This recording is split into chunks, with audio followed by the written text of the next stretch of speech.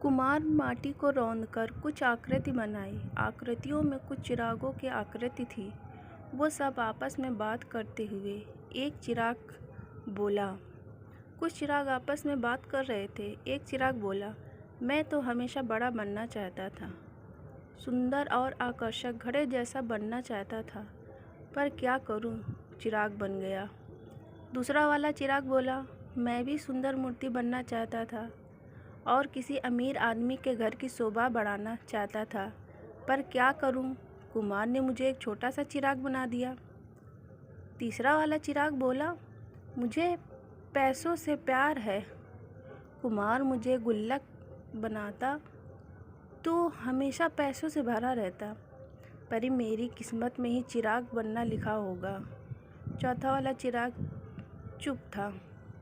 वह उनकी बातें सुन रहा था। अपनी अपनी प्रतिक्रिया देने के बाद तीनों चिरागों ने चौथे चिराग से भी अपनी ज़िंदगी के बारे में कुछ कहने को कहा।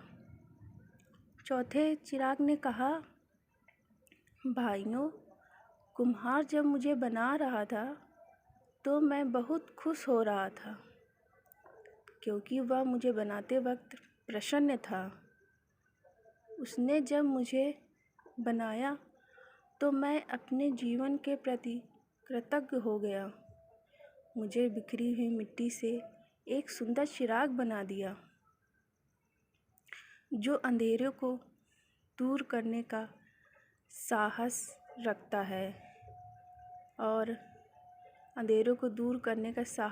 है वो मैं साहसी चिराग हूँ, जिसके जलते ही अंधेरा छूमंतर हो जाता है। मैं आभारी हूँ उस कुम्हार का जिसने मुझे ऐसा रूप दिया कि मुझे भगवान के सामने मंदिरों में प्रज्वलित किया जाता है। मेरी रोशनी में पढ़कर न जाने कितने बच्चों का जीवन संवर गया। आज वो बड़े बड़े अफसर बन गए और देश की सेवा कर रहे हैं। मेरा प्रकाश सिर्फ अंधेरों को दूर नहीं करता, बल्कि एक नई उम्मीद और नई ऊर्जा का संचार करता है। चौथे चिराग की बातें सुनकर अन्य तीनों चिरागों को भी अपने जीवन का महत्व समझ में आया। दोस्तों, अक्सर हम इंसानों को जो मिलता है या जो हम हैं उससे संतुष्ट नहीं होते और उन तीन चिरागों की तरह अपने कुम्हार यानी ईश्वर से शिकायत करते रहते हैं। लेकिन अगर हम ध्यान से देखें तो हमारा जीवन अपने आप में बहुत महत्वपूर्ण है और हम जो हैं उसी रूप में इस जीवन को सार्थक बना सकते हैं।